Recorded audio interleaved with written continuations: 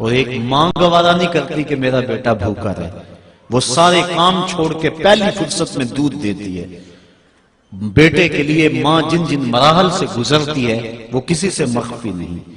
بیٹے کی تعلیم کے لیے زیور بیچنا پڑے تو ماں اس سے بھی گریز نہیں کرتی۔ وہ کیا کسی شاعر نے کہا تھا کہ شہر میں آ کر پڑھنے والوں بھول گئے ہو کس کی ماں نے کتنا زیور بیچا ہے۔ بیٹے کے لیے، اس کا پیٹ پالنے کے لیے کسی کے گھر کے برتن مانجنے پڑے تو ماں اس سے بھی گریز نہیں کرتی۔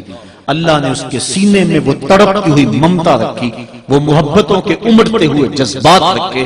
میں کہا کرتا ہوں آج کوئی شے ڈھونڈنے نکلو تو شاید ہی کوئی چیز خالص ملے، لیکن ماں کا پیار آج بھی خالص ہے، ماں کا پیار آج بھی کھرا اور سچا ہے۔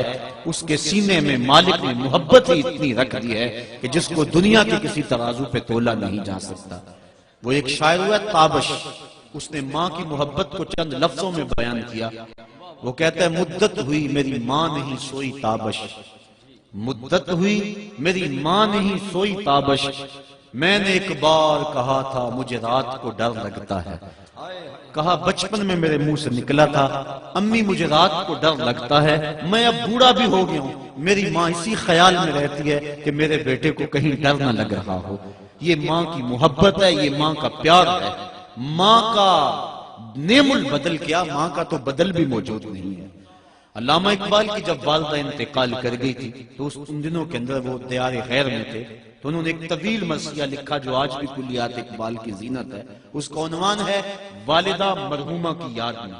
اس میں کہتے ہیں آہ وطن میں ہوگا اب کس کو میرا انتظار، کون میرا خط نہ آنے سے رہے گا بے قرار، آرزو لے کر تیری خاک مرکت پہ آؤں گا، اب دعائے نیم شب میں کس کو میں یاد آؤں گا، کون پچھلے پہر اٹھ کے دعا کرے گا۔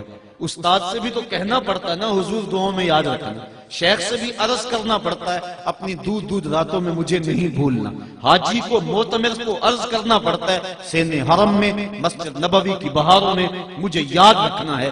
کبھی ماں کو بھی کہنا پڑا امی دعا کرنا۔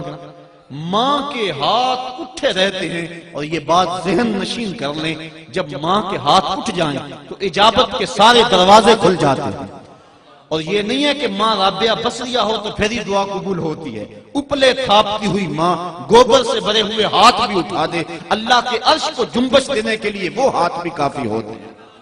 ماں جب بولتی ہے تو اس کے لہجے میں جبریل بولتا ہے، اور جب ماں مسکراتی ہے لگتا ہے جنت کی ساری کلیاں چٹکنے لگی ہیں۔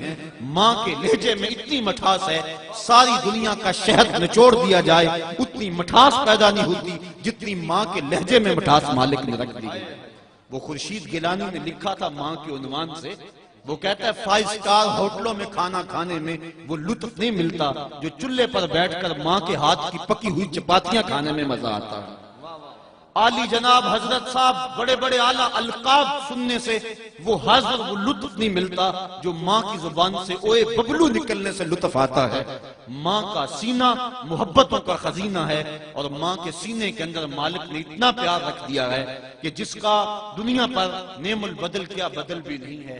غور کیجئے ماں کے سینے میں اتنا پیار کیوں ہے؟ اس لیے کہ اس نے بیٹے کو جنم دیا ہے۔ میں آپ کی توجہ چاہوں گا، ماں نے بیٹے کو جنم دیا ہے، اتنا پیار ہے کہ دنیا کے کسی ترازو پہ نہیں تولا جا سکتا۔ جس نے جنم دیا ہے اس کو اتنا پیار ہے، اور جس نے خلق کیا ہے اس کو کتنا پیار ہوگا۔